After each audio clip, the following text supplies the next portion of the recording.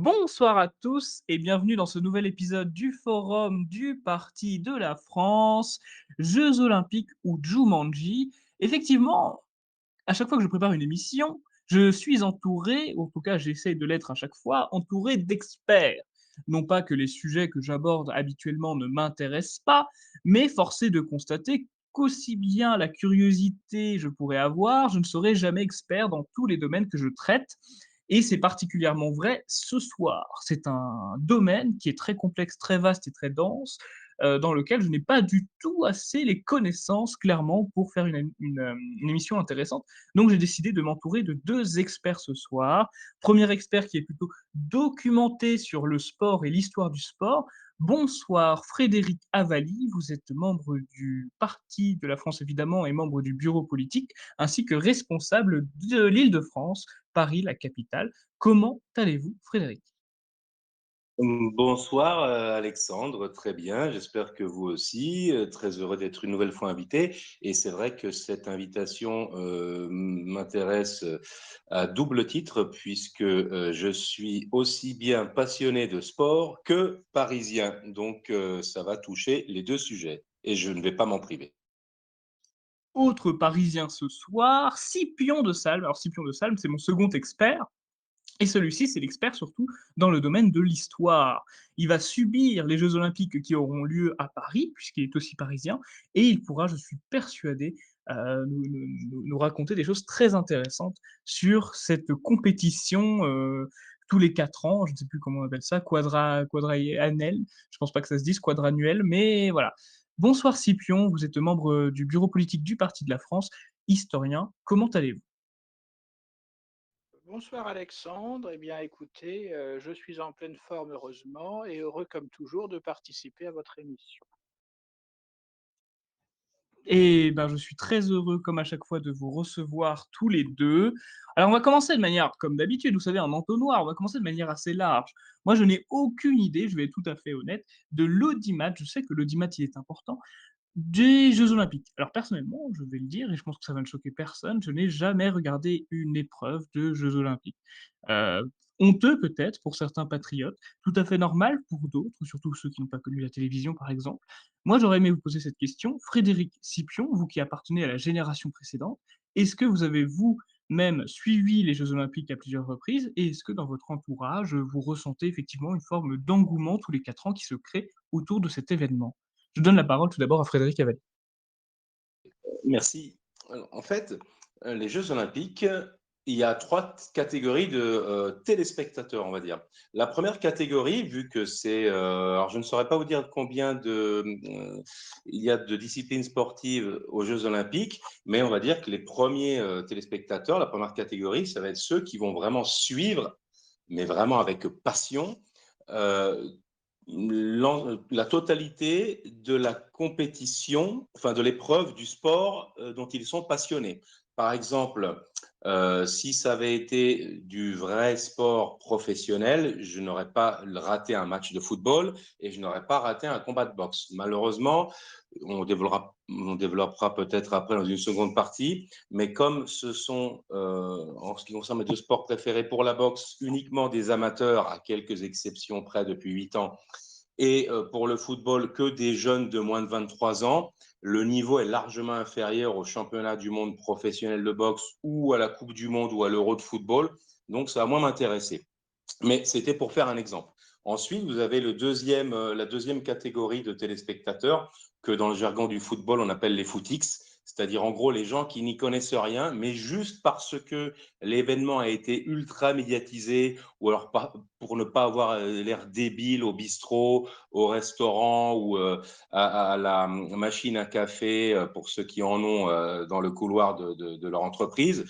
Pour pas avoir l'air bête, ils essayent de s'intéresser et voilà, ils font ça plus ou moins avec plus ou moins de crédibilité. Et la troisième catégorie, alors là, c'est ce que j'ai pu voir lors de la Coupe du Monde en 1998 en France.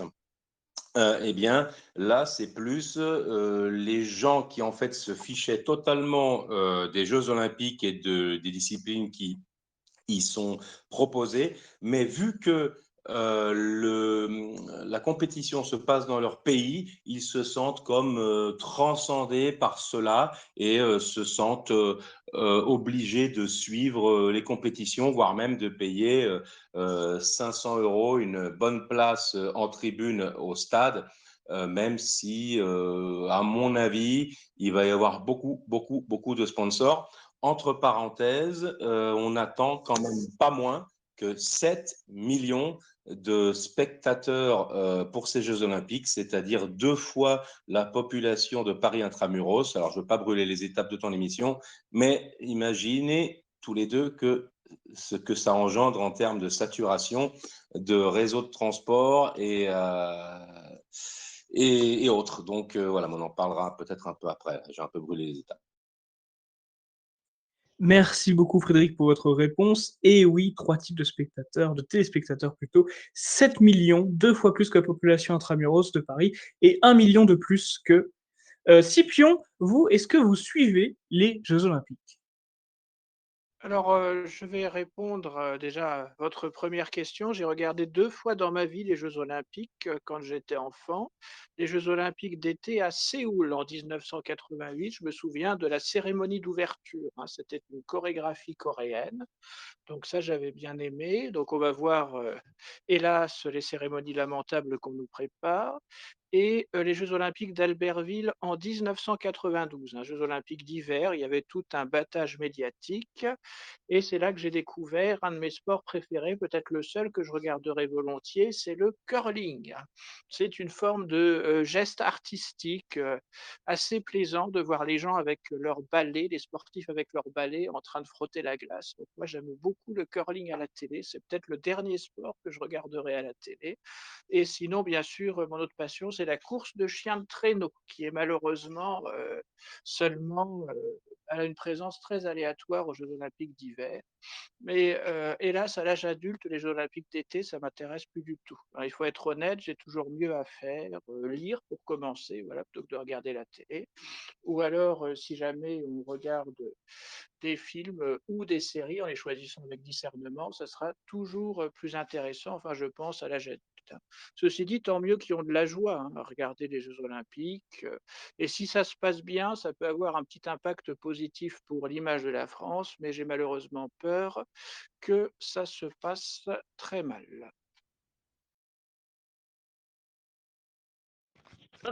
Merci beaucoup Scipion pour votre réponse. Alors effectivement, moi je comprends ce sentiment d'apprécier un domaine, mais de pas nécessairement apprécier, comment je pourrais dire, cet événement médaillé d'or, etc., etc. Dans une moindre mesure, c'est très différent, je sais bien, mais vous savez sûrement au fil de mes émissions, si vous me connaissez, que je suis très féru de jeux vidéo. Je me connais dans le domaine du jeu vidéo, j'ai fait des émissions là-dessus, et je suis volontiers les compétitions de jeux vidéo. Donc ça m'arrive, un petit peu comme les gens qui regardent des matchs de foot, bah moi ça m'arrive de regarder des matchs dans certains jeux vidéo. Et pourtant, je n'ai jamais eu l'envie de regarder les Jeux olympiques de jeux vidéo qui existent, hein. Il y en a eu en 2023 à Singapour. Moi, voilà, ça ne m'a jamais attiré, ça ne m'a jamais vraiment intéressé. Je ne saurais pas vraiment expliquer pourquoi, mais juste, je comprends tout à fait ce sentiment des gens qui aiment le sport, mais qui ne regardent pas les JO. D'ailleurs, mon adjoint, petite anecdote, mon adjoint au Parti de la France est très sportif, vraiment très sportif, que ce soit en tant que spectateur ou en tant qu'acteur, et pourtant, il n'a jamais regardé les JO de sa vie et il ne compte pas commencer. Continuons maintenant sur cette lancée. Vous êtes tous les 2 parisiens.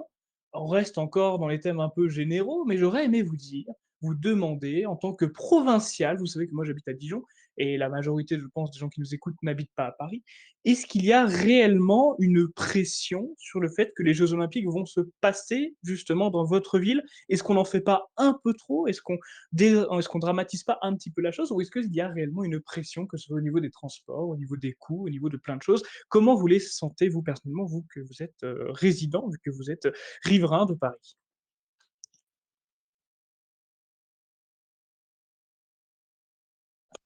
Si vous voulez, je commence. Alors déjà, pour être honnête, alors à part peut-être les bobos que je ne fréquente pas de toute façon, Mais déjà, tous les automobilistes, comme moi, y compris les banlieusards, hein, parce que ce sont souvent les banlieusards, hein, qui utilisent leur véhicule pour venir travailler, apporter leur force de travail à Paris. Eh bien, la plupart, enfin, tous les automobilistes que je connais sont désespérés. Figurez-vous, après on rentrera peut-être plus dans le détail, je ne sais pas, mais grosso modo pendant 7 mois, c'est-à-dire de mars à octobre, c'est-à-dire 4 mois et demi avant le début des compétitions et 1 mois et demi après la fin des compétitions, puisque en plus de cette farce, il va y avoir ensuite les Jeux handisport qui ne sont regardés par absolument personne, injustement d'ailleurs, car ces athlètes méritent un maximum de respect. Mais même si ça n'intéresse personne, eh bien, ils vont ils vont contribuer eux aussi, ces Jeux, à prendre la vie des Parisiens en otage. Et du coup, vous allez avoir pendant 7 mois à peu près le quart de Paris, plutôt une bande du centre-ville qui va être interdite totalement aux véhicules. Sur le périph', tenez-vous bien, sur le périph', vous allez avoir une voie sur trois qui va être prise en otage, hein, je n'ai pas d'autre terme, pour que les écolotarés, hein, les pseudo-écologistes, hein, parce que Eric Pinel m'a interdit de parler d'eux en tant qu'écologiste, notre camarade Eric Pinel, eh bien, ils vont consacrer une voie du périph' sur trois aux véhicules de covoiturage. Je ne sais pas si vous vous rendez compte du nombre de voitures que ça représente, c'est-à-dire 3 fois rien, et réduire d'1 tiers le périph'. Toi, Alexandre, tu n'es pas parisien. Scipion, je ne sais pas si tu es automobiliste régulier, mais ça va être un véritable cauchemar. Et qui plus est, et là, ça va perdurer après les Jeux Olympiques. La limite du périph' qui était passée de 80 à 70 km/h il y a 10 ans va être ramenée pendant ces Jeux Olympiques et ensuite à vie à 50 km/h. Ça veut dire que vous allez vous allez passer environ 2 fois plus d'heures de temps de votre vie lorsque vous irez travailler en voiture. Et c'est tout à fait irrespectueux et totalement irrespectueux des libertés individuelles, dont la libre circulation des individus. Et cela dit, tout ça, ça va générer forcément de la pollution, qui pourtant semble être la priorité de cette dégénérée de maire de Paris, et également peut-être des pétages de plomb et des bastons générales entre automobilistes qui, évidemment, c'est toujours pareil, hein, ça c'est la base de la démocratie, au lieu de se révolter contre ceux qui font des lois liberticides, bah, vont finir par se taper les uns les autres. Et je ne parle pas non plus des pickpockets dans les transports en commun qui vont se frotter les mains, puisque vu qu'il sera rigoureusement interdit de se déplacer en véhicule, eh bien, tout le monde va venir engorger la RATP. Et je vous dis, là, les pickpockets se frottent déjà les mains. Donc, welcome to Paris.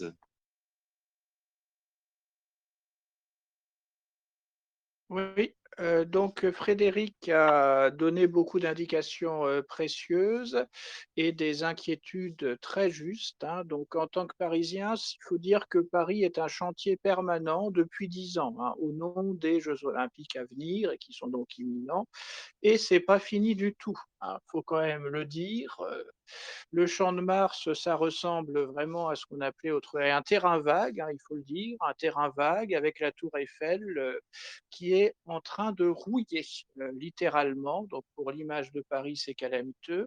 Donc en tant que piéton parisien, moi j'ai pas les moyens d'avoir et l'automobile et un garage à Paris, ça fait des frais considérables, hein, pour ceux qui ne savent pas, donc j'ai pas les moyens. Mais en tant que piéton parisien, j'ai constaté que Paris a été un chantier permanent et un chantier toujours inachevé, hein. C'est là qu'on voit qu'il y a une incompétence totale de l'équipe Hidalgo. Il y a la il y a une pullulation des camps sauvages, hein, beaucoup de migrants, mais pas seulement, qui s'installent au bord de la Seine, qui s'installent à peu près partout, au bord des rues, dans tous les quartiers, sous le métro aérien. Il y a les rats, dont la population explose, et il manquerait plus qu'on ait une épidémie, puisque les rats transportent énormément de microbes avec eux. Donc il y a une vraie inquiétude pour l'hygiène, tout simplement. En ce qui me concerne, ça sera comme un confinement supplémentaire, hein. Souvenons-nous qu'on a eu, 3 voire, 4 confinements, tenant compte des demi-confinements. Donc, je ferai mon sport, je marche, 2 heures par jour. Bon, il y a des sports plus violents, mais je marche quand même 2 heures par jour pour la forme, puisque le thème c'est les, jeux olympiques, et ben, ça sera, des marches dans mon quartier élargi. Donc ça sera comme ça pour moi, et pour nos amis provinciaux, il faut visiter Paris, la capitale de la France, visiter ses musées, au moins une fois dans sa vie, et surtout avec les enfants, hein, c'est la sortie à faire pour faire découvrir nos trésors artistiques français, mais surtout pas essayer de se déplacer pendant les Jeux olympiques. Il y aura une foule considérable et qui sera vraisemblablement très mal gérée. Là encore, on est vraiment inquiet, surtout qu'on voit à quel point les transports en commun que je suis obligé de prendre en tant que piéton sont habituellement saturés. Regardez les vidéos de la ligne 13 par exemple. Ça va être vraiment, l'apocalypse, hein, pour prendre la métaphore, biblique. Ça va être vraiment un pays du tiers-monde, hein, ce que Paris est de plus en plus, et pour donner soi-disant une bonne image de la France, ça sera une image catastrophique de la France, à comparer aux bonnes images que la France avait réussi à donner aux jeux olympiques précédents en 1900 et 1924. Merci beaucoup Scipion pour cette brillante réponse, Frédéric Avalli également. Parlons un petit peu, une fois n'est pas coutume, des transgenres et transsexuels, appelez-le ces hélicoptères d'attaque, je ne sais pas comment vous les appelez. Alors effectivement, on pourrait se poser la question de est-ce que les transsexuels, les transgenres sont autorisés à participer dans les Jeux olympiques féminins? Alors la réponse visiblement est non, hein, c'est-à-dire que les Jeux olympiques ont laissé les fédérations choisir, et la fédération la plus voilà, World Athletics a décidé de bannir effectivement les transsexuels de leur compétition. Moi, je vous pose la question, finalement, parce que je ne sais pas si vous le savez, mais en tout cas, tous les records féminins, dans le domaine, sportif se font éclater, se font détruire à pleine, couture par des transgenres, par des hommes qui leur indignité par indignité, leur pousse à singer, à se faire passer pour des femmes pour gagner quelque chose dans leur vie. Est-ce qu'ils iront, je sais pas moi, peut-être, aller dans le sport paralympique, dans le handisport, c'est-à-dire récupérer les médailles des handicapés? Je ne sais pas où leur indignité peut les pousser, mais est-ce que vous, personnellement, vous comprenez, j'ai une idée de la réponse, mais ça vous permet de développer. Est-ce que vous comprenez que l'on puisse bannir des transgenres de compétitions, paralympiques, oui, déjà oui, mais aussi, olympiques féminins? Je donne la parole, à Frédéric Avel. Alors, on en a déjà parlé, je crois, c'était lors de notre émission sur la boxe avec notre président Thomas Joly. Et bah, même motif, même punition, oui, non, c'est heureusement, heureusement. Et par contre, c'est une divine surprise parce que je pensais vraiment qu'ils allaient persévérer dans leur aveuglement fanatique. Mais là, c'est quand même la véritable nature du sport qui reprend ses droits. Là, quant à les mettre en handisport, là, ce serait plutôt un oxymore, parce que là, ce serait plutôt je ne vais pas dire des super-héros, parce que ça donnerait une bien triste image des super-héros de voir des individus comme ça, mais enfin, ce serait des, euh, des surhommes.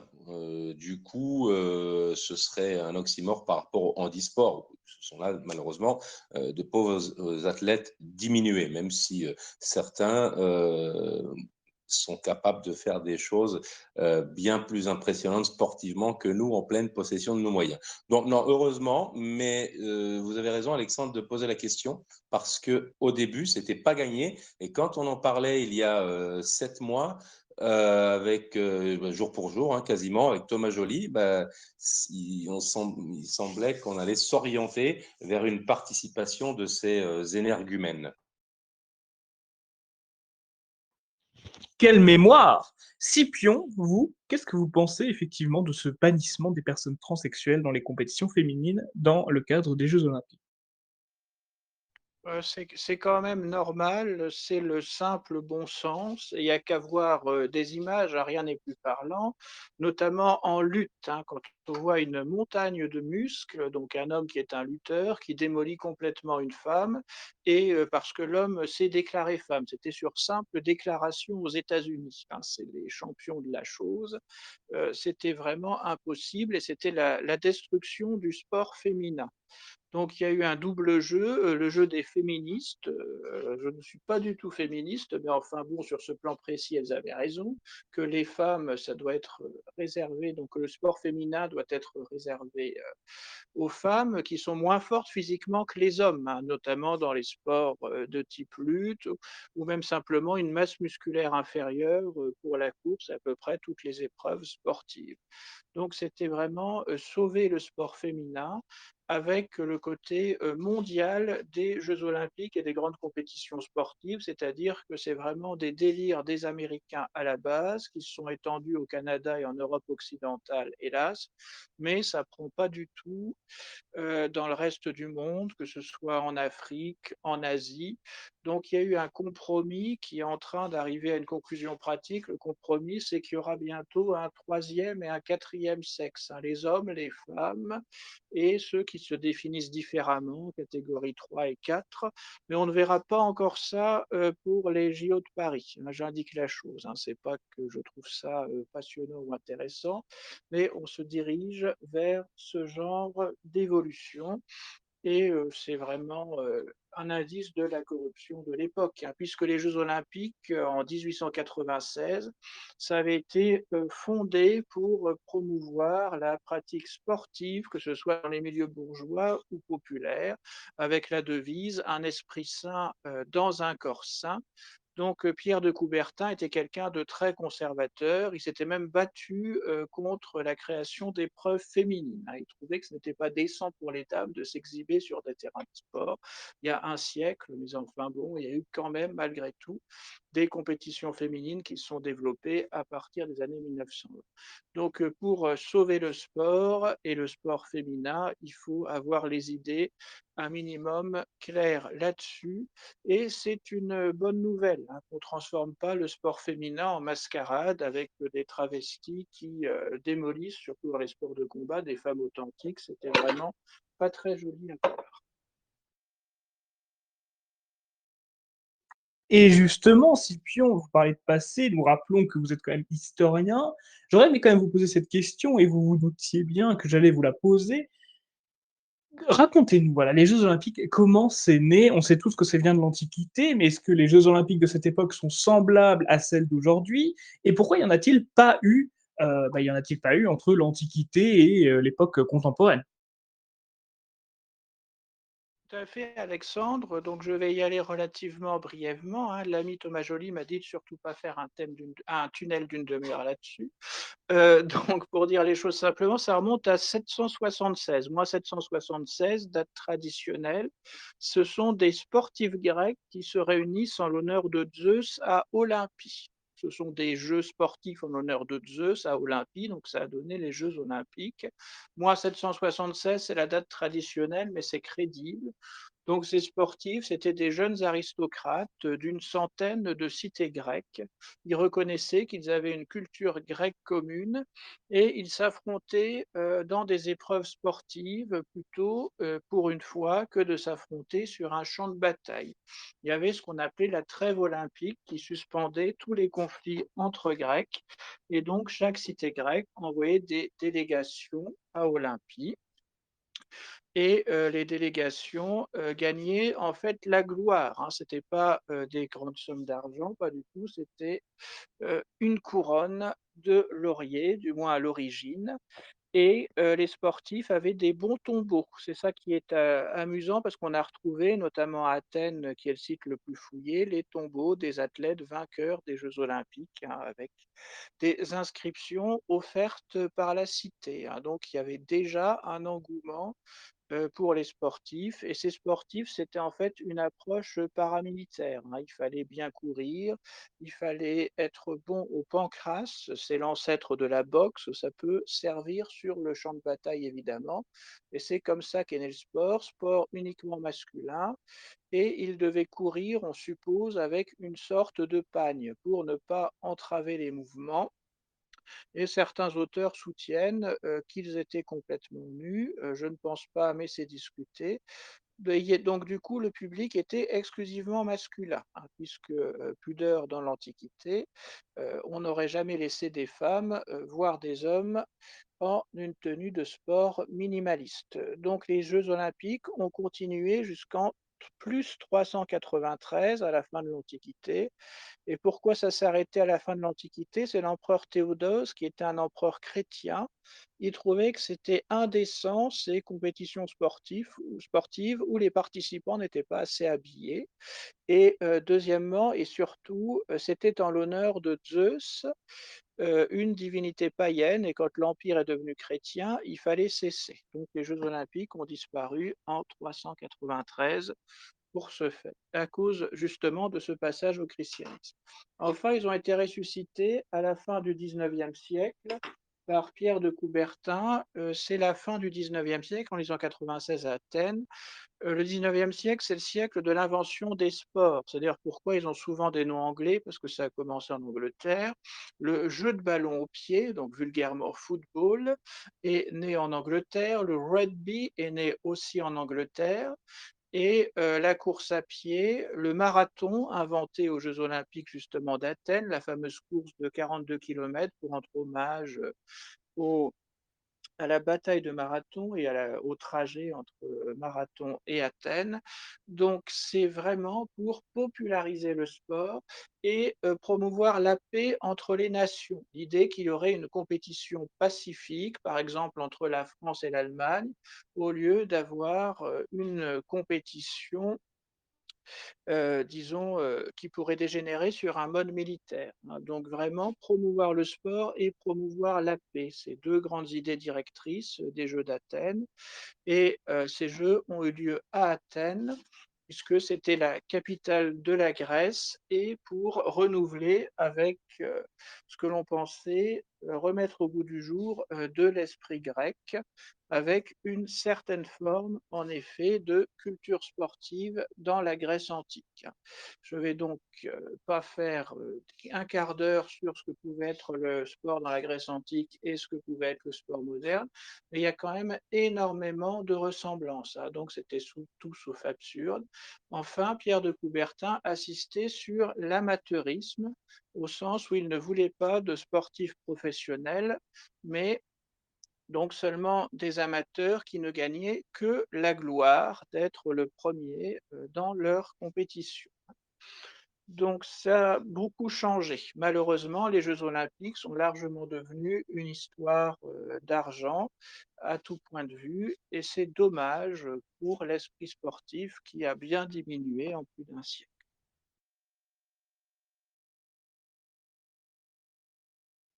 Merci beaucoup Scipion pour cette, comment je pourrais dire? Cet épisode sur l'histoire des Jeux olympiques. Frédéric Avalli, ah, je vois que vous vouliez peut-être rebondir parce que j'ai vu que vous avez allumé votre microphone avant même que je pose la question. Quel œil!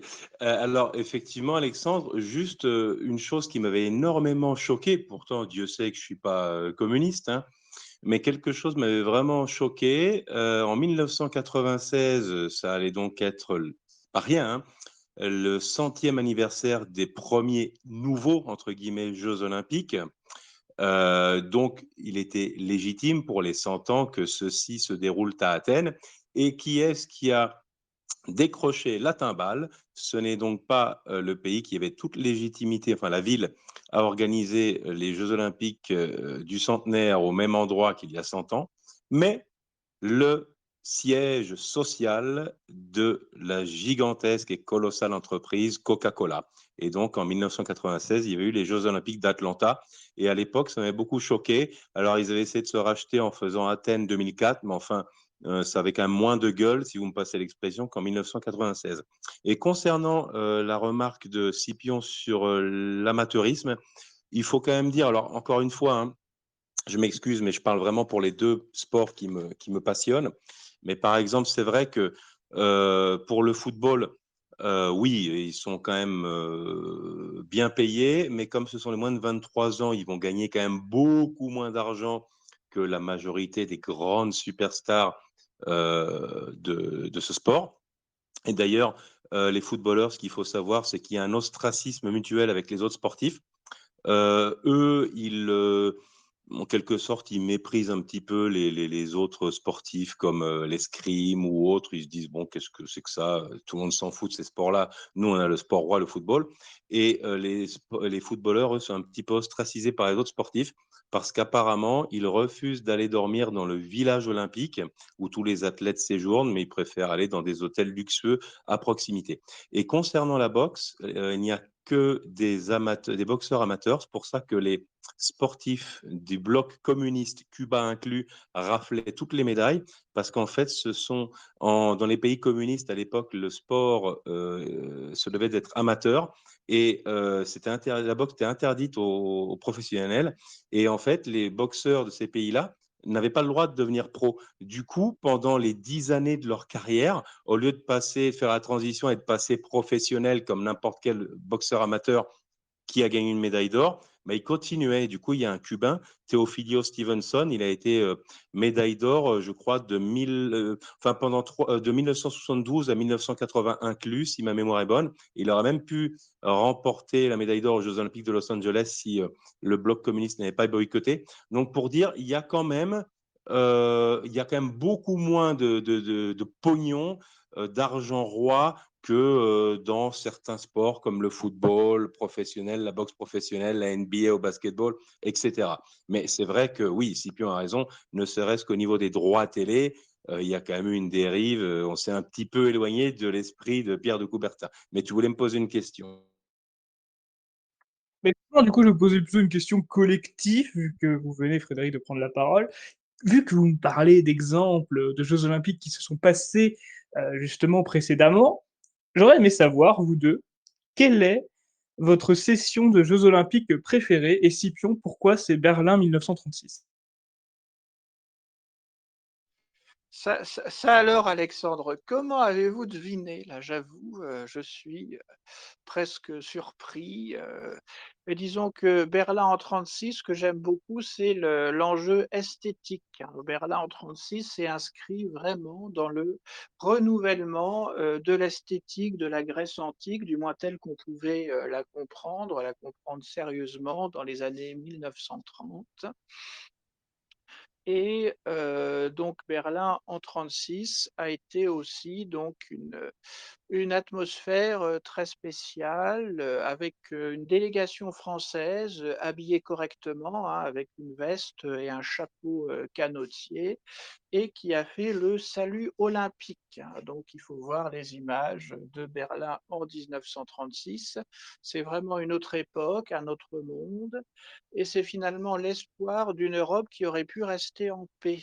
C'est ça le regret rétrospectif des Jeux olympiques de 1936 à Berlin, c'est qu'ils se sont merveilleusement bien déroulés. Il n'y a pas eu d'agression d'aucun sportif, il n'y a eu aucune atmosphère détestable, tout s'est très bien passé. Et donc, on a pu avoir le rêve d'une paix européenne maintenue, et comme on le sait, malheureusement, les tensions européennes ont remonté très vite en 1938, et cette horrible guerre qui a éclaté en septembre 1939, qui a ravagé complètement notre continent, hein. Il faut le dire, ça a été une catastrophe, non seulement pour l'Allemagne qui l'a perdue, mais pour tout le continent, qui a notamment été détruit par les bombardements alliés, et qui a vu Staline imposer le communisme dans toute l'Europe de l'Est. Donc Berlin 1936, c'est à la fois donc une vision sportive, esthétique, qui est ce qu'on peut faire de mieux dans le domaine, qui a été filmé là aussi, hein, notamment par Leni Riefenstahl. Donc il y a eu vraiment tous les arts, hein, qui ont été réunis pour célébrer les Jeux olympiques, et il y a une forme de nostalgie, hein, qui me prend, c'est mon côté romantique, puisque bon, Si seulement l'Europe avait eu la sagesse de rester en paix au lieu de s'entretuer, et avec quel acharnement pendant la Deuxième Guerre mondiale et 20 ans seulement après le drame de la Première Guerre mondiale. Donc oui, les JO de Berlin en 1936, c'est un très grand moment pour moi, qui reste indépassable, même s'il y a eu d'autres jeux, de qualité par la suite, hein, notamment au Japon pour célébrer la reconstruction du Japon, où je vous ai déjà dit le souvenir d'enfance de Séoul en 88, hein, pour marquer, l'entrée de la Corée du Sud dans le monde développé. Hop, merci pour votre réponse très complète, Scipion de Salm. Et vous, Frédéric, vous qui avez quelle culture, n'est-ce pas, sur votre connaissance concernant justement le sport en général et les JO, je suis persuadé qu'il y a, comment je pourrais dire, un événement, une compétition des Jeux Olympiques qui vous a plus marqué que les autres. De laquelle il s'agit? Alors moi, si tu me le permets, j'aimerais bien, enfin, parler un petit peu du lien entre la politique justement et les Jeux olympiques, des événements politiques qui se sont déroulés dans l'histoire des Jeux olympiques. Alors, je vais pas tout passer en revue, depuis, 128 ans, ne t'inquiète pas, hein. Maintenant, les premiers que j'ai regardés, avec attention, c'était alors comme quoi, hein, avec, c'est comme Scipion en 1988 à Séoul parce que ça avait été le fil conducteur avait été, l'expulsion, pour doping, du nouveau recordman du 100 mètres, un certain Ben Johnson, qui était le grand rival du fantastique Carl Lewis, très grand athlète, afro-américain des années 80. Donc là, ça avait, été ultra médiatisé, ça avait été le fil conducteur du mois. Pour revenir à d'autres éditions. Moi, alors attention, mon but là n'est absolument pas de réhabiliter le nazisme, puisque le thème de l'émission précédente était le révisionnisme. Moi, je voudrais dire qu'il y a beaucoup eu de révisionnisme par rapport aux Jeux olympiques de Berlin en 1936. Par exemple, on fait passer ça pour un cuisant échec du régime où en fait le coureur noir Jesse Owens aurait ridiculisé le régime en raflant des médailles. En fait, si on regarde le palmarès, ça a été une véritable razzia de médailles pour les athlètes allemands qui ont quasiment tout raflé, sans jeu de mots, hein. Ce même Jesse Owens, athlète noir américain, donc, a été reçu par Hitler et Jesse Owens a même dit qu'il avait été mieux traité lors de son séjour en Allemagne que dans l'Amérique ségrégationniste de l'époque. Juste pour établir une vérité historique, juste pour dire que voilà, parfois les historiens franco-communistes aiment bien maquiller l'histoire. Et sinon, il y a eu des événements aussi qui ont été qui ont défrayé la chronique. Et par exemple, en 1968, c'était à l'époque de la lutte des Noirs américains pour les droits civiques. Et il y avait deux athlètes noirs américains qui avaient gagné les médailles. Ils étaient montés tous les deux sur le podium avec le poing levé, le signe de ralliement justement du mouvement extrémiste noir armé, hein, souvent, des Black Panthers. Et figurez-vous, Alexandre, que ces deux énergumènes ont été virés manu militari, exclus de la compétition. Vous croyez que ce serait le cas encore aujourd'hui avec des Black Lives Matter ou des abrutis qui se mettraient à genoux? Je ne pense pas. Au contraire, on essaierait même de les favoriser. En 1972, bon, ça c'est très connu, il y a eu la fameuse prise d'otage des terroristes branche armée de l'OLP, de l'organisation Septembre Noir, qui ont pris en otage et tué une bonne partie des athlètes israéliens. Ça s'est terminé ensuite en règlement de compte à l'aéroport où il y a eu plusieurs morts, l'aéroport de Munich. Et tranquillou, dès le lendemain, la compétition a repris. Là aussi, je ne pense pas que ce serait possible aujourd'hui. Je pense qu'il y aurait, les Jeux Olympiques seraient annulés. En plus, imaginez des victimes israéliennes sur le sol allemand, ça aurait rappelé des mauvais souvenirs. Et après, il y a eu un double événement. Et là, j'étais gosse pour le second, donc je me rappelle très bien. En fait, en 1980, Jimmy Carter, qui était en pleine campagne de réélection, a voulu faire un petit coup d'éclat et il a décidé de boycotter les Jeux olympiques de Moscou parce que l'URSS venait d'envahir l'Afghanistan. Donc Jimmy Carter a organisé le boycott. Ça a été suivi par une partie, comme d'habitude, euh, Japon, Corée du Sud, même Allemagne, enfin RFA. Et par contre, il y a les Français et les Italiens notamment qui ont participé, mais sans leur drapeau. Ils étaient sous bannière olympique. Et il y a également tous les pays musulmans qui ont boycotté en solidarité pour les Afghans, hein, solidarité islamique aux victimes afghanes de la barbarie communiste. Et évidemment, ça a été les Soviétiques ont fait une razzia de médailles puisqu'il n'y avait pas leur rival numéro un américain. Et 4 ans après, comme un gosse, le tout nouveau président soviétique, alors je ne sais pas si ça parlera aux plus jeunes, qui s'appelait Konstantin Tchernenko. Le gars, c'était une épave. D'ailleurs, c'est pas moi qui ai fait ce jeu de mots là, mais les gens avaient appelé ça le marxisme-sénilisme, hein, puisqu'il y avait 3 dictateurs soviétiques qui sont morts les uns après les autres en 2 ans et demi, pour ensuite laisser la place à Gorbatchev. Et en gros, pour vous situer, Alexandre, Konstantin Tchernenko, enfin Joe Biden, le Joe Biden d'aujourd'hui, à côté de Konstantin Tchernenko, c'était John Travolta, quoi, hein. Enfin, il se bouge par rapport à comment il bougeait par rapport à Tchernenko. Eh bien, lui, réaction de gosse, ah bah vous m'avez boycotté, moi je vous boycotte. 4 ans après, les Soviétiques ont décidé de boycotter les Jeux Olympiques de Los Angeles. Et là aussi, les athlètes américains ont fait une razzia de médailles puisqu'ils n'avaient pas face à eux leurs principaux opposants soviétiques. Et dernière chose, pour revenir à un événement plus récent, et là vous allez comprendre pourquoi, c'est qu'en fait, en 2008, il y a beaucoup de gens, notamment des pseudo-écolos, qui ont manifesté notamment à Paris lors du passage de la flamme olympique avec le très centripotent David Douillet, qui était un de ceux qui portaient la flamme dans Paris, qui ont essayé d'éteindre la flamme olympique en protestation contre les exactions du régime communiste chinois, notamment à l'encontre des malheureuses populations tibétaines. Alors moi, je lui ai dit, mais c'est super ce qu'ils font les écolos. Le problème, c'est que ça fait 30 ans que ces mêmes écolos s'allient régulièrement aux communistes en France. Lors de toutes les élections, et encore actuellement la NUPES. Donc, je me dis finalement, ça me fait un peu marrer qu'en même temps, comme dirait Macron, ils s'allient avec les communistes en France, mais ensuite, ils essayent de faire les défenseurs de la démocratie en s'insurgeant contre le régime communiste chinois.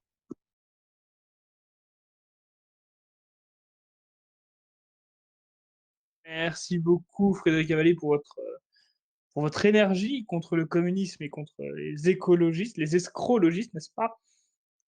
Et vous, Scipion, j'aurais aimé savoir, alors c'est peut-être une question un peu naïve que je vais poser, mais il est vrai que les Jeux Olympiques, un petit peu comme toutes les compétitions internationales, ont toujours eu pour ambition, on en parlait brièvement tout à l'heure, de montrer quelque part la supériorité qu'une nation peut avoir sur les autres dans un domaine particulier. Il est vrai qu'il y a une fierté, c'est un petit peu comme les échecs, vous savez, c'est un domaine que j'apprécie. Pendant quand même plusieurs décennies, la Russie, l'URSS aimait montrer sa supériorité sur ce domaine. J'aurais aimé vous poser cette question, Scipion. Est-ce que cette nature compétitrice a encore un sens aujourd'hui, à l'heure où on est complètement mondialisé et que la notion de nation va malheureusement disparaître? En tout cas, c'est ce que veulent les élites. Oui, ça c'est une vraie question, hein. Les Jeux olympiques, pour flatter la fierté nationale ou servir d'illustration à un projet, politique. Donc on parlait tout à l'heure, de Berlin 1936, c'était évidemment servir le régime politique qui était en place à ce moment-là, ou Moscou en 1980, c'était pour célébrer la réussite ou la soi-disant réussite, de l'URSS. Même chose, Los Angeles en 1984, c'était montrer que les États-Unis étaient toujours là. La Grèce en 2004, c'était vouloir faire entrer la Grèce dans les pays, développés, pleinement développés, et en fait, c'est une des causes du surendettement, de la Grèce, hein. La crise du surendettement de la Grèce est venue de leurs dépenses folles, disproportionnées pour leur, petit pays qui a toute ma sympathie, mais enfin, c'est pas, l'Allemagne, la Grande-Bretagne ou la France. Et donc, c'est une idée de fierté nationale et de promotion idéologique et on est à plein dedans à Paris en 2024, hein. C'est un des facteurs de mon manque d'enthousiasme. Bon, donc non seulement ça m'intéresse pas, mais je suis même hostile et pas par égoïsme de Parisien, mais parce qu'on va encore essayer de nous imposer, la fameuse, France, plurinationale, avec, absolument toutes les couleurs et en prenant pour argument pour la diversité le fait que, sous le maillot français, il y a beaucoup de sportifs de couleur, qui réalisent de bonnes performances, hein. Donc je ne dis pas qu'il y a de bons sportifs, mais ça sert, toute la propagande pour imposer le grand remplacement en France, hein. Là où ça marche le mieux, c'est le jeu de ballon au pied, hein. Je me souviens bien en 1998, on nous avait assommés de toute la propagande sur l'équipe. Ils appelaient ça, black, blanc, beurre, si je n'abuse, au lieu de bleu, blanc, rouge. Donc c'est, vraiment, assez, dangereux parce qu'il y a des gens qui se font avoir, hein, des gens simples qui sont tout contents, de se dire que, dans le domaine du sport, les choses se passeraient bien. À la limite, pourquoi pas, mais, ce qui est important, c'est comment les choses se passent réellement à l'échelle de la France et je dirais non, une partie de la France, nous ne voulons pas que, la France disparaisse. Nous ne voulons pas d'un magma juxtaposant, des populations radicalement autres qui, par-dessus le marché, ne s'apprécient pas du tout entre elles, hein. Donc, ces JO sont détestables aussi, pour cet aspect de matraquage, de propagande politique et j'ajouterais de la laideur, hein, parce qu'il faut avoir la curiosité de regarder, la tenue officielle de nos sportifs et ils portent des sortes de jogging. Alors on dirait pour des sportifs, pourquoi pas, seulement traditionnellement, il y avait une tenue de parade, qui était élégante, hein. Pour être sportif, on peut quand même, être élégant lors des cérémonies d'ouverture et c'est vraiment, l'éloge du lait, hein. Notre époque est l'éloge du lait, donc on a, échappé aux compétitions féminines avec, 50 d'hommes, donc c'est déjà bien. Mais quand même, les tenues françaises seront affreusement laides et c'est absolument regrettable et il faut comparer ça à d'autres nations qui sont, très fières, d'être ce qu'elles sont et elles ont d'ailleurs raison, où on a des pays comme l'Inde, comme la Chine, qui cherchent à exister sur le plan international, qui cherchent à consolider leur unité nationale qui, notamment pour l'Inde, peut être assez problématique, hein. Donc il faut voir au niveau, de la politique, des enjeux politiques, le contraste entre une Europe ou des États-Unis, post-nationaux, donc en voie de décomposition. Ce qui ne veut pas dire qu'il n'y a pas des sportifs de talent qui pourraient réussir, hein, mais je parle là de l'enjeu politique et opposer ça aux nations, qui sont à juste titre fières de leur passé, de leur histoire et qui envoient un message de continuité, hein. Quand on a une équipe de Chine avec des Chinois, une équipe indienne avec des Indiens, une équipe éthiopienne avec des Éthiopiens. On ne doute pas de la pérennité de ces nations. Quand on voit nos équipes européennes, on a à l'évidence de très gros doutes sur la pérennité des nations européennes. Donc je ne dis pas ça simplement pour déplorer, je dis qu'il faudra bien réagir sous peu. Et Scipion, j'ajouterais aussi, pour compléter, l'éloge aussi de l'homosexualité, puisque Paris, depuis alors de la Noé, mais paradoxalement avec l'hétérosexuel et mère de famille, Hidalgo, eh bien, la politique homosexualiste gay-friendly, pour utiliser un anglicisme, de la ville de Paris a été décuplée depuis l'arrivée d'Hidalgo. Donc là, évidemment, ça va servir de tremplin pour faire passer deux ou trois messages de dégénérés.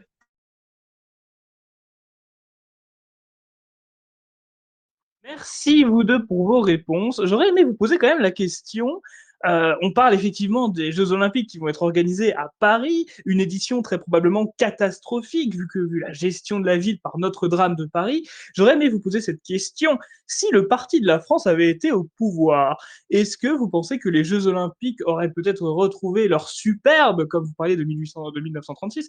Est-ce que vous pensez effectivement que le parti de la France aurait pu éviter le drame qui va probablement subvenir? Je laisse la parole d'abord à Frédéric et je laisserai Scipion conclure. Alors honnêtement, tout ce qui est restriction au niveau de la circulation, ça aurait quand même été un petit peu compliqué. Par contre, le parti de la France ayant le souci du bien-être des familles, hein, puisque c'est sûr que quand il n'y a que enfin, on va dire voilà, les gens qui ne se reproduisent pas ou qui se sont fait renier par leurs parents n'ont peut-être pas besoin de véhicules pour se promener avec leur famille nombreuse, si vous voyez ce que je veux dire. Donc, le parti de la France lui aurait été soucieux de protéger la liberté de circulation des familles nombreuses et aurait quand même fait un maximum d'efforts pour que cette liberté de circulation ne soit pas entravée, du moins beaucoup moins qu'avec Hidalgo. Première mesure, première conséquence, déjà, tout ce qui est... Là, on n'a pas encore, comme on dit, n'insulte pas l'alligator avant d'avoir traversé la rivière, mais quand même, je crains de forts débordements, comme diraient les médias, une forte hausse de la criminalité, des agressions. On a eu un avant-goût lors de la finale de la Champions League en 2022. Hein, d'ailleurs, c'était la première fois depuis 37 ans, un drame où il y avait eu 39 morts au stade, pas rien, que la finale démarrait avec plus d'une demi-heure de retard. Hein. C'était qui? C'était la France, Darmanin. Du coup, déjà, en termes de sécurité, eh bien, les 7 millions de visiteurs pourraient se balader à toute heure dans les rues de Paris parce que le ménage aurait été fait, mais pas seulement pour les Jeux Olympiques, depuis bien longtemps. Voilà, donc déjà en ces termes-là. Et puis, oui, effectivement, au niveau de l'esthétique, Scipion, alors je n'ai pas le même souvenir que lui, mais parlait, mais j'imagine leur souci du détail, que cette chorégraphie sud-coréenne devait être très sympathique pour les yeux à voir. Et là, je ne sais pas ce qu'ils vont nous concocter comme cérémonie d'ouverture, mais je pense que ça va être encore, comme disait Scipion tout à l'heure, à l'image de ce qu'il disait, l'éloge de la laideur. Et là aussi, je pense que le Parti de la France, qui est un composé d'esthètes, de gens qui aiment les belles choses, qui ont du bon goût, et qui ne renient pas leur passé historique, eh bien, je pense que nous aurions organisé une cérémonie d'ouverture qui aurait de la gueule. Donc, je dirais libre préservation des libertés individuelles pour les Parisiens, sécurité pour les Parisiens et les 7 millions de touristes, et culte, du moins redonner à la France et à Paris ses lettres de noblesse. Après, on pourrait développer, mais déjà, je vois spontanément, comme j'ai pas forcément préparé, enfin, je m'attendais pas forcément à la question, c'est les trois axes qui me viennent à l'esprit en premier.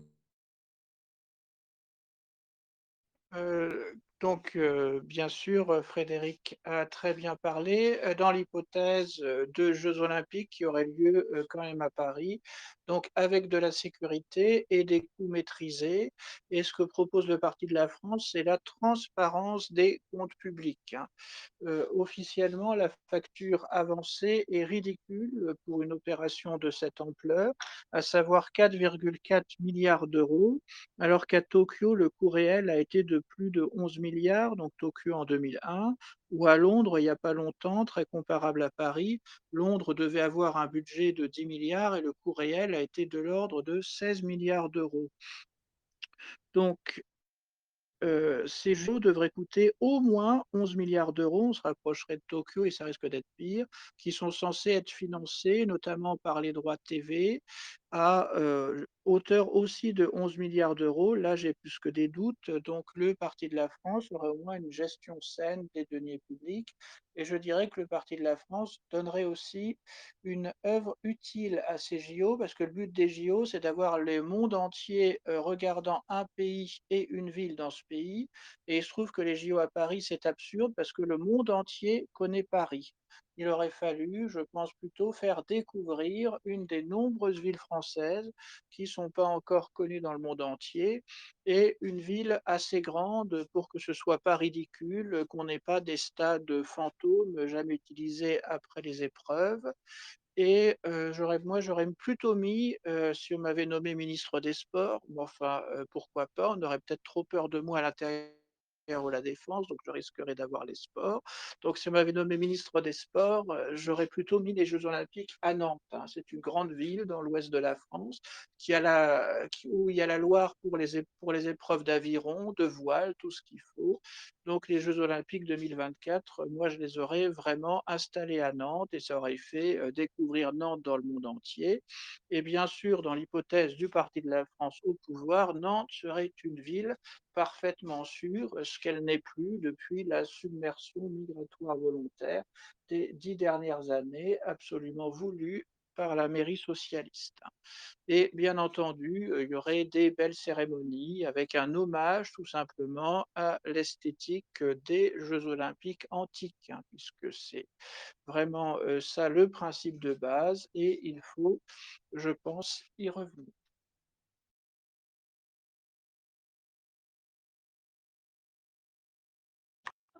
Merci beaucoup Scipion pour votre réponse.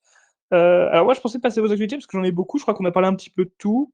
On a parlé un petit peu de tout effectivement concernant les JO, on a donné des exemples passés, on a donné voilà le sens qui se perd un petit peu avec la fierté des nations qui disparaît, des trans, etc. On a parlé de choses pas mal par rapport aux JO. Si j'ai oublié un sujet, n'hésitez pas à me le dire. Le coût total, bah, on en a... j'ai cru voir un micro. Ah, Frédéric, on a oublié Oui, quelque chose. très rapidement, Alexandre, mais il faut quand même, puisqu'on a parlé de Jeux olympiques et de politique, il y a quand même une énorme injustice. Et pourtant, Dieu sait hein, que je suis loin d'être le plus pro-russe au sein du bureau politique du Parti de la France, et ça m'a été suffisamment reproché, pas au sein du bureau politique, hein, mais de la part de mes amis de la franchosphère, comme diraient les gauchistes. Mais il faut quand même être juste et il faut quand même préciser que injustement, le deuxième plus fort et le deuxième meilleur pays incontestablement en termes sportifs, la Russie, va être exclu des Jeux olympiques et c'est une véritable honte parce que les sportifs qui se sont entraînés toute leur vie, hein, c'est tous les 4 ans les Jeux olympiques, hein, c'est pas un tournoi de ping-pong, hein, c'est tous les 4 ans, et eh bien ces gens ont peut-être le rêve de leur vie, celui pour lequel ils se sont entraînés pendant 25 voire 30 ans, qui est brisé juste par une décision arbitraire. Et voilà, et je voulais avoir quand même une pensée pour les athlètes russes qui seront arbitrairement exclus de ces Jeux olympiques. Et voilà, je voulais juste avoir une pensée pour eux et dire à quel point cela est injuste. Oui, oui, tout à fait, effectivement. J'ai vu que les Russes étaient un petit peu bannis de tout. Ils ont été bannis aussi de la FIFA, ils ont été bannis de l'Eurovision. Bon, après, être banni de l'Eurovision, ça ressemble quand même beaucoup plus à une récompense qu'à une sanction. Faut quand même tout à fait être honnête. Banni des concours de beauté pour chats. Tu te rends compte? Banni des concours de beauté pour chats. Aïe, aïe, aïe, aïe. Bon, pourtant, ouais, il y a des chats russes très, très jolis. Bah ça doit scandaliser Scipion quand même. Quand même, Scipion. On bannit les chats russes de participer. Oui, oui, non, ça, les chats russes sont bannis des compétitions de beauté féline, c'est vrai. Mais juste pour corriger ce qu'a dit notre ami Frédéric, je me permets, les sportifs russes et biélorusses pourront participer sous la bannière olympique, hein. Ça avait été décidé à l'automne 2023. Donc, si ça n'a pas changé depuis, ils n'auront pas le droit au drapeau russe, mais ils devraient avoir droit au biélorusse, mais ils devraient avoir droit à la bannière olympique, hein. Donc vraiment creuser la question, mais je pense que c'est important, pour nos amis russes qui s'y préparent, surtout qu'en Russie, ils ont des écoles de préparation, sportive sérieuses, hein. En France, tout se dégrade, d'où, probablement pour ceux que ça intéresse, des médailles françaises qui risquent de pas être très nombreuses. Donc les jeunes sportifs russes de 10 à 20 ans, ils ont, des écoles qui vise à l'excellence sportive dans tous les domaines. Donc de ce point de vue-là, quoi qu'on pense du régime actuel en place, qui a ses qualités et ses défauts, la politique de formation sportive est excellente en Russie, surtout qu'en principe, ils ne se dopent plus, hein. Attention, le drame des pays de l'Est, c'est qu'il y avait un dopage massif, mais maintenant, depuis une trentaine d'années, en principe, c'est des valeurs saines et des pratiques saines. Alors, Scipion, oui, merci pour cette précision. Effectivement, juste, enfin, dans les faits, hein, pas dans la théorie, mais dans les faits, il y a du coup par rapport à cela, par leur patriotisme exacerbé par le régime et puis aussi par voilà, leur sentiment national qui n'anime pas tous nos athlètes français multicolores, c'est le moins qu'on puisse dire. Il y a beaucoup d'athlètes russes qui se sont auto-exclus en refusant de participer justement sous la bannière olympique. Mais c'est bien d'avoir précisé effectivement. Mais ils savent, enfin, en ostracisant la Russie, le comité olympique savait très bien que ça allait provoquer une cassure au sein des athlètes russes. Et d'ailleurs, ceux qui vont participer ne sont pas forcément les plus connus, hein, de ce que je sais. Tout à fait. Ça me rappelle d'ailleurs, vous allez dire que je parle que de ça, mais sur Age of Empires 4, donc un jeu vidéo à RTS, un jeu de stratégie en temps réel, je me rappelais que, l'année dernière, les Russes, alors les Russes, pas les équipes de jeux vidéo russes, mais vraiment la civilisation russe ou rousse de Kiev, avait été bannie lors du grand tournoi qui était organisé par Microsoft. Enfin, ça n'a aucun sens. Déjà, il n'y avait que 6-5 civilisations à l'époque, et Rousse avait été bannie en soutien envers les Ukrainiens, alors que c'était la civilisation de Kiev, et que c'est surtout une civilisation d'un jeu vidéo basé sur le Moyen Âge. On ne comprend plus rien. Enfin, ouais, ça n'a aucun sens. Des bannissements de ce genre, il y en a eu plein. Donc c'est aussi absurde que les chats, hein. C'est aussi absurde que les chats. C'est à n'y rien comprendre, même en y réfléchissant bien. J'aurais aimé quand même parler d'actualité maintenant, si vous le voulez bien. Alors oui, on a beaucoup de choses à ce sujet. On va peut-être pas faire forcément par l'ordre d'importance, parce que forcément, vous imaginez bien qu'on va parler du Panthéon, hein, toutes les villes ne parlent que de ça. Peut-être un sujet un peu plus léger avant. On a vu que Emmanuel Macron donnait une interview à l'Humanité. Alors je rappelle que l'Humanité est quand même censée être opposée, hein, effectivement, à Emmanuel Macron. Est-ce que cela vous étonne effectivement qu'un journal classé à l'extrême gauche, il s'en revendique en tout cas, soutiennent toujours le pouvoir en place. Je rappelle que c'est quand même eux qui ont appelé à voter Emmanuel Macron au second tour. Est-ce que nous pouvons y voir une forme d'hypocrisie ou plutôt une forme de bêtise? Qu'est-ce que vous en pensez? Pour les actualités, je laisse l'invité répondre comme il le veut. Alors, ça m'a pas choqué tant que ça dans la mesure où moi j'estime qu'un président de la République doit s'adresser à tous les Français. Euh, Et l'humanité est quand même, qu'on le veuille ou non, hein, même si enfin, maintenant, c'est, ça va être tiré à 50 exemplaires, mais quand même une institution. Hein, là, on se moque du Parti communiste, qui est le seul parti à avoir plus d'élus que d'électeurs, mais lors de sa fondation, le Parti communiste était quand même très, très puissant. Maintenant, ça ne m'étonne pas de Macron, le roi du en même temps. Mais vu qu'il a donné une interview au journal, à l'organe officiel du Parti communiste, eh bien, je n'attends pas moins qu'il donne une interview au journal Rivarol et que ce soit notre invité, notre ami et camarade Scipion de Salm qui puisse interviewer le président de la République. Ça me semblerait un gage de neutralité de la part du président de la République, mais j'en doute fort, hélas. En effet, merci Frédéric de passer un peu de publicité pour mon travail principal qui est journaliste à Rivarol. Et je doute fort que Macron songe à une seule seconde à Rivarol et on sait le scandale que ça a fait pour un Rivarol qui est un journal légal qui a atterri dans un décor arrière de la Star Academy.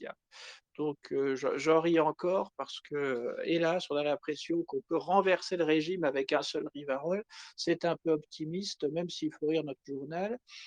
Quant à l'humanité, elle survit depuis des décennies grâce à des dons de l'État, ce qui est scandaleux parce que l'État, c'est tout le monde, y compris vous et moi, pour des sommes de plusieurs dizaines de millions d'euros, donc c'est tout sauf des détails, hein. On pourrait faire un très grand Rivarol avec un excellent site internet avec des sommes pareilles et en plus des contributions volontaires des grands patrons. C'est ça le pire, on a des milliardaires rigoureusement qui font des dons, notamment des milliardaires de communication, à l'humanité au nom de la défense du pluralisme, hein. Donc c'est une forme de mécénat. Ils savent que c'est pas l'humanité qui les menace réellement, donc ils donnent à l'humanité. Il y a un siècle, on aurait dit que c'était suicidaire, ça aurait été suicidaire de soutenir le grand journal du Parti communiste, qui a été un très grand parti en France des années 20 aux années 80, et le plus grand parti de France de 45 à 85, il faut quand même situer les choses, et, ou du moins 75, puisque le Parti socialiste a été devant en voix, mais pas en nombre de militants à l'époque. Donc l'Humanité, c'est vraiment un journal quasiment officiel, hein. Ça fait partie des journaux officiels qu'on cite dans les revues de presse, sur France Télévisions, sur Radio France, et c'est bien sûr scandaleux que ce soit tout sauf des présentations équilibrées, là encore, aux frais de l'État.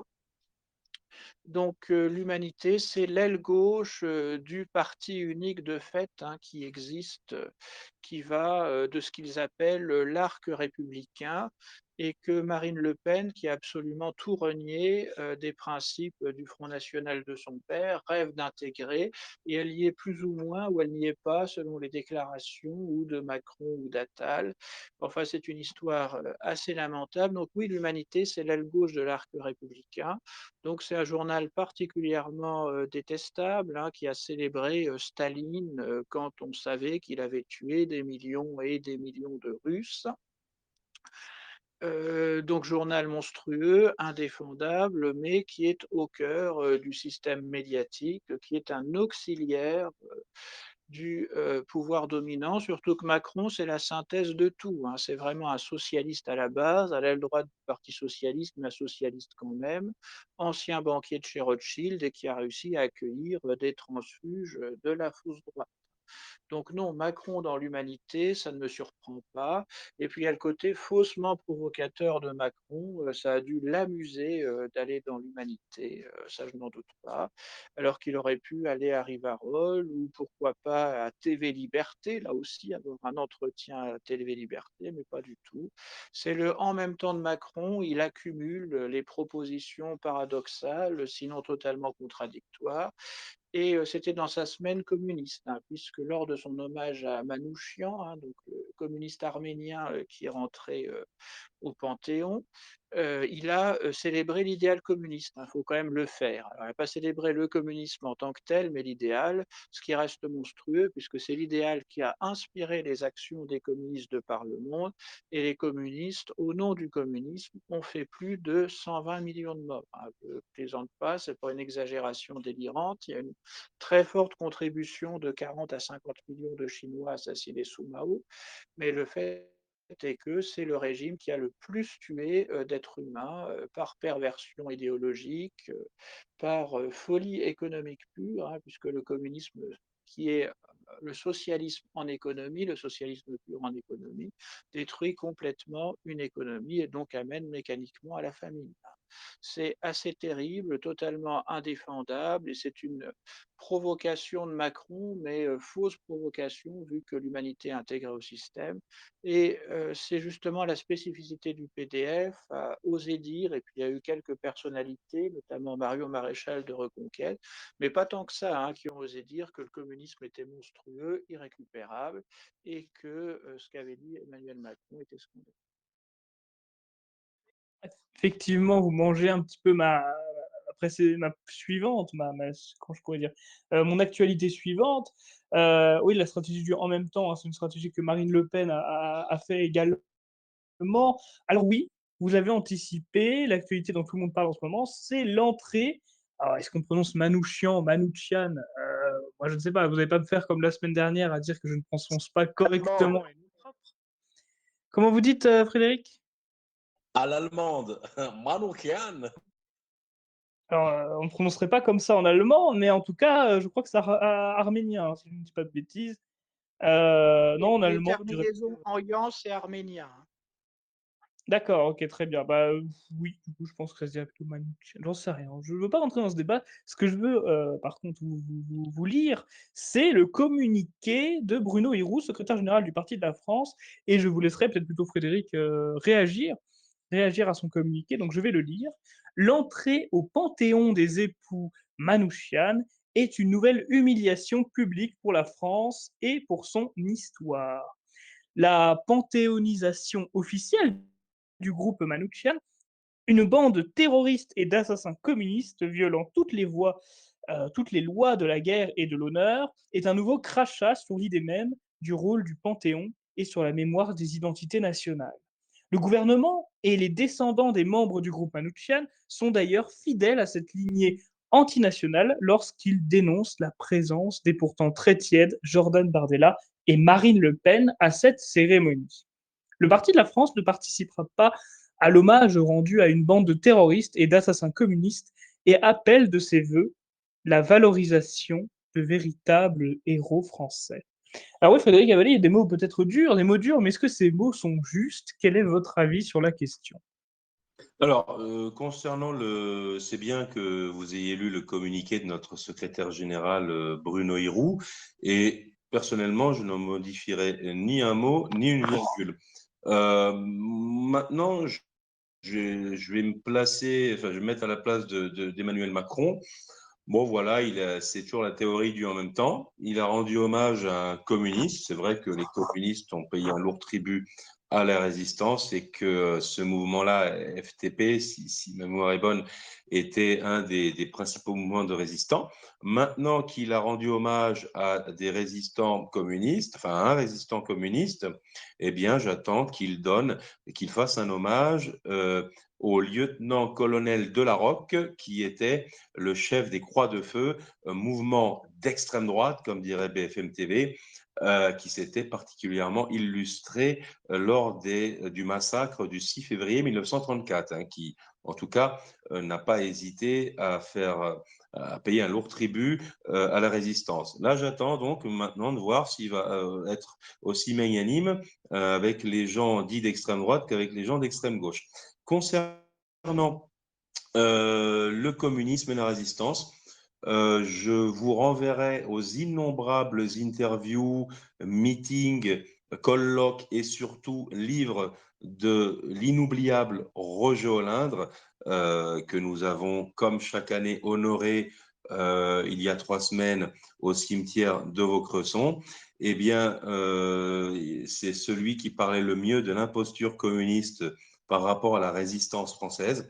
N'oublions pas que les communistes, tant que Hitler n'avait pas envahi l'URSS, étaient finalement les gardes-chiourmes du pacte de non-agression germano-soviétique Ribbentrop-Molotov, pardon, et qu'en fait, ces gens-là ne sont rentrés dans la résistance que lorsque Hitler, avec l'opération Barbarossa, a envahi l'Union soviétique. C'est-à-dire qu'en gros, ces gens-là n'en avaient rien, excusez-moi l'expression, n'avaient rien à cirer de la France. Eux, ils ont juste résisté face à un ennemi de l'Union soviétique, le symbole de leur idéologie mortifère. Donc voilà qui sont les résistants communistes. Pour moi, évidemment, que Jean Moulin soit au Panthéon, ça ne fait pas un pli. Que l'on encense, puisque ça a été un je dirais, des piliers de la Ve République, la résistance des patriotes français qui se sont battus contre un envahisseur étranger. Moi, ça me va, hein, du point de vue d'un dirigeant de la Ve République. Mais par contre, que l'on encense des imposteurs communistes qui se sont battus contre des ennemis de l'URSS et non des ennemis de la France, moi, ça me rend malade. Mais bon, je pardonnerai volontiers à Macron si dans le mois qui vient, il intronise au Panthéon le lieutenant-colonel de la Roque des Croix de Feu. Voilà. Mais j'en doute un petit peu comme pour l'interview avec Scipion à Rivarol. J'en doute fortement également. Scipion de Salles, attention Frédéric, votre microphone. Scipion de Salles, samedi, donc après-demain, commencera le salon de l'agriculture. Alors oui, ce sera porte de Versailles, il me semble, donc c'est pas très loin de chez vous finalement, de chez vous Frédéric et de chez vous Scipion. J'aurais aimé savoir déjà si vous comptiez y aller. Et est-ce que c'est quand même pas difficile, vous pensez, pour le gouvernement, d'animer le salon de l'agriculture, tout en sachant la situation déplorable que vivent nos agriculteurs en ce moment? On ne fait que parler d'eux depuis 2 mois. Voilà, qu'est-ce que vous en pensez de tout cela? Juste un mot pour conclure le sujet précédent. Moi, je mettrais volontiers Brasillac au Panthéon, hein. Un très grand écrivain qui est mort pour ses engagements en faveur de la France et de l'Europe authentique, hein, pour finir sur le sujet précédent. Sinon, le salon de l'agriculture, c'est très bien pour les enfants, je dirais, hein. Ça permet de faire découvrir ce qu'est la ferme aux petits Parisiens. Donc c'est absolument excellent et je m'y suis déjà rendu, avec des écoles, hein, parce que c'est un métier de secondaire, l'enseignement, donc c'est formidable pour les enfants. À découvrir ce qu'est des vaches, ce que sont des cochons, des poules, hein, des enfants de région parisienne qui n'en avaient jamais vu, c'est une vraie découverte. Alors après, il faut faire très attention à pas les perdre, parce que bon, les enfants font par définition n'importe quoi, donc mais ceci dit, c'est très formateur pour eux. Cette année, j'ai pas, de classe, de collégiens, donc je n'irai pas. On va dire, directement, les choses comme elles sont. De toute façon, je suis assez occupé, hein, donc c'est ça aussi, hein. Donc je dirais quand on a des loisirs, pourquoi pas aller au salon de l'agriculture et soutenir moralement nos agriculteurs, par la présence sur place, ou pourquoi pas. Mais je suis, déjà assez pris. Par contre, il faudra surveiller l'accueil de Macron. C'est très intéressant parce qu'il risque de se faire huer, ça c'est très vrai. Mais d'un autre côté, les chefs des syndicats d'agriculteurs sont ralliés à Macron. Donc, est-ce que les syndicats tiennent vraiment, leurs adhérents? Et si les syndicats tiennent leurs adhérents, Macron va être applaudi. Il va promettre des milliards d'euros pour l'agriculture en France, hein, comme il a promis encore 3 milliards d'euros à Zelensky pour faire sa guerre contre la Russie. Il est bien capable de promettre 3 ou 4 milliards pour les agriculteurs en France, et promesse qu'il ne tiendra jamais d'ailleurs, hein. C'est comme les résolutions qui ressortent tous les ans, comme quoi il faudrait que les agriculteurs soient mieux payés de leur travail, hein. C'est une attitude très saine d'ailleurs, hein, dans les revendications des agriculteurs. Ils veulent pas un revenu minimal, du travailleur agricole comme on essaye des fois de leur, proposer à gauche. Non, non, ils veulent gagner leur vie en travaillant et ce qui est anormal, c'est que dans le produit final, quand on achète par exemple sa viande, il y a que 10 qui revient à l'éleveur. Ça, c'est hautement anormal. Il faudrait réformer la chose et on en parle depuis des décennies, voire un siècle. Donc c'est une question à étudier sérieusement, des pratiques de prix à réformer, sérieusement, tout simplement en établissant une concurrence saine, hein, puisqu'il y a des centrales d'achat, pour les hypermarchés qui écrasent complètement, les paysans dans le rapport de force, hein. C'est ça qui est anormal. Donc il faudrait même tout simplement faire fonctionner le marché et permettre aux agriculteurs de gagner leur vie. Donc voilà ce qu'il faudrait faire en 2 mots sur les plans agricoles. ce que Macron est parfaitement capable de promettre, hein, puisqu'il peut promettre à peu près tout et n'importe quoi, mais ça ne sera pas suivi d'effet. Au passage, bien sûr, je pense que le travail de la terre est une des activités les plus saines, les plus fondamentales et les plus, nécessaires à notre pays et l'agriculteur est quelqu'un qui m'inspire la plus vive sympathie.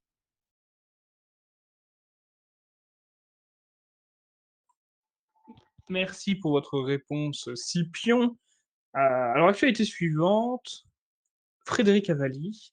Il y a le 10 mars prochain Marion Maréchal qui fera son meeting. Je vous rappelle que Marion Maréchal est tête de liste pour les élections européennes sur la liste de Reconquête, le parti d'Éric Zemmour. Alors, Frédéric Avalli, j'aurais aimé vous poser cette question-là. Nous, au Parti de la France, qui soutenons cette liste, voilà, est-ce que vous déjà vous irez au meeting? Est-ce que vous aurez l'occasion et l'opportunité de vous y rendre? Et encouragez-vous nos adhérents à y aller pour représenter une grande partie de nos idées sur le Parlement européen? Oui, évidemment, je vais y aller. Déjà parce qu'il faut être cohérent avec soi-même et vu que c'est la candidate que nous soutenons, nous devons donc, en tant que représentants du mouvement politique, d'y aller. Et je serai avec la délégation du Parti de la France qui sera présente pour soutenir Marion Maréchal Le Pen, que j'ai toujours un petit peu dissocié de certains autres dirigeants de Reconquête. Voilà, je pense qu'elle mérite notre soutien, même si parfois elle ne va peut-être pas assez loin peut-être aussi par souci de politique politicienne et par électoralisme, mais c'est quand même la candidate sérieuse, la moins éloignée de nos idées. Donc oui, et je voulais aussi dire à tous les gens qui sont gangrénés, pour moi, hein, ce qui est le cancer du 21e siècle en politique, c'est cette idéologie que j'ai baptisée le sondagisme, c'est-à-dire en fait le cancer du vote utile, où on se dit oui, bon, moi je l'aime pas, je préfère 10 000 fois l'autre candidat, mais comme les sondages disent que celui-là a une chance d'être au second tour, je vais voter pour lui, puis l'autre, tant pis, il va être ruiné parce qu'il n'aura pas remboursé ses frais de campagne, mais peu importe, priorité au vote utile. Bah là, j'ai envie de dire à ces gens-là, enfin, je leur dis d'ailleurs, que justement, ce qui est bien aux élections européennes, c'est que c'est une élection à un tour, que de toute façon, les députés qui vont être élus ne représenteront maintenant avec que un 25e ou un 20e de la totalité des députés européens. Donc c'est vraiment, il faut vraiment se faire plaisir dans les urnes et voter sans aucune arrière-pensée pour son candidat préféré, puisque il n'y aura aucun impact sur un deuxième tour qui n'aura pas lieu dans ce type de scrutin. Il faut vraiment voter pour votre candidat, là, en l'occurrence votre candidate préférée. Et nous, on a fait notre choix. Et évidemment, il faut être cohérent jusqu'au bout. On se doit d'aller la soutenir, même si, comme je disais, on partage pas forcément tout, mais ce qui nous unit doit être plus fort que ce qui nous divise. Et de manière générale, il faut qu'on arrête un petit peu les querelles intestines entre tel et tel mouvement, les querelles d'ego, etc. On met notre orgueil dans notre poche. Si parfois elle a pu avoir des mots contre nous ou par autres personnes interposées, il faut qu'on la soutienne et on sera présent. En tout cas, moi, je serai présent avec la délégation du Parti de la France. J'invite tous nos militants à y aller. Merci Frédéric Avalli pour votre réponse. Dernière actualité que j'ai, les gauchistes qui veulent que nous, Français, mangions 50% de viande en moins. Alors, il faut savoir que quand Jésus me demande de ne pas manger de viande le vendredi, je l'écoute avec plaisir. Quand ce sont des gauchistes qui me demandent de diminuer ma consommation de viande, bah, je leur casse les genoux et puis c'est tout. Je n'ai pas à les obéir. Donc, Scipion, est-ce que vous pensez qu'effectivement la France, elle ressemble tellement au tiers-monde qu'elle va se diriger vers une consommation d'insectes à la place de notre bonne viande locale, vernaculaire, dont nous sommes pourtant si fiers? Oui, alors attention, l'idée de diminuer par 2 la consommation de viande, ça concerne aussi, la viande d'insectes incluse, hein. Il faut se dire que dans la moitié qu'on nous laisserait, il y aura aussi, une moitié d'insectes, ce qui voudrait dire qu'on n'aurait plus que le quart, de viande traditionnelle, hein, soit poulet, bœuf ou cochon. On risque de nous interdire encore le cochon, pour d'autres raisons, l'évolution démographique de la France risquant d'être ce qu'elle est. Donc ce projet des 50, c'est de baisse, c'est totalement délirant. Et c'est l'hypothèse de base, du gouvernement, hein. C'est ça qui est terrible, hein. C'est pas un lobby écologiste particulièrement délirant, qui sort une extravagance. C'est pas le dernier, gazouillis sur X, de madame Rousseau. C'est, vraiment l'hypothèse de travail, du gouvernement.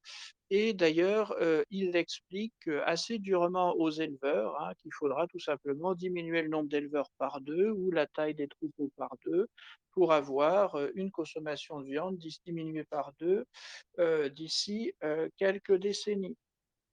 Alors après, sur le plan, purement, nutritionnel, il ne faut pas trop manger de viande, il faut prendre des repas équilibrés, mais je dirais que c'est du domaine, de la responsabilité individuelle, hein. Donc là, c'est la responsabilité mutuelle et c'est nos traditions culinaires françaises, hein. C'est ça qui est terrible. Manger de la viande en quantité raisonnable et toute la variété des viandes que l'on produit en France, ça fait partie de notre culture, hein. Donc au-delà du fait que l'on aime la viande, ce qui est mon cas, on doit défendre notre culture et sortir de leur délire, hein. Parce qu'il faut dire les choses simplement, c'est des gens qui sont complètement fous. C'est soi-disant pour notre santé ou soi-disant pour le climat. Encore, ça serait la santé, dire que 50 de viande en moins, on aurait une meilleure santé, c'est même pas prouvé. Il faut voir que les véganes font peur, hein. Les vrais véganes, ceux qui y croient vraiment et qui pratiquent vraiment, ils sont, tout maigres et à faire peur, hein. C'est inquiétant pour eux. En tant que sympathie qu'on peut avoir, pour des êtres humains, c'est un phénomène, quasiment sectaire, hein. Donc j'ai des doutes, hein, des fois, sur la science, officielle mobilisée qui nous explique à quel point il faut diminuer notre consommation de viande pour être en meilleure santé, hein. J'ai vraiment des doutes. Quant aux insectes, moi, ça ne me fait pas hurler au sens où il y a des pays, en Afrique ou en Asie du Sud-Est où ils mangent depuis des millénaires des insectes et ils n'en sont pas malades, ils n'en tombent pas comme des mouches, mais disons simplement que c'est pas du tout nos traditions culinaires à nous. Que les Kenyans mangent des grillons, que ce soit un plat local, pourquoi pas. Ça m'est déjà arrivé de manger des grillons, donc c'est pas mauvais d'ailleurs, mais le fait est que, c'est pas du tout nos traditions culinaires françaises et il faut vraiment, défendre, la France authentique, notre terroir et les produits du terroir.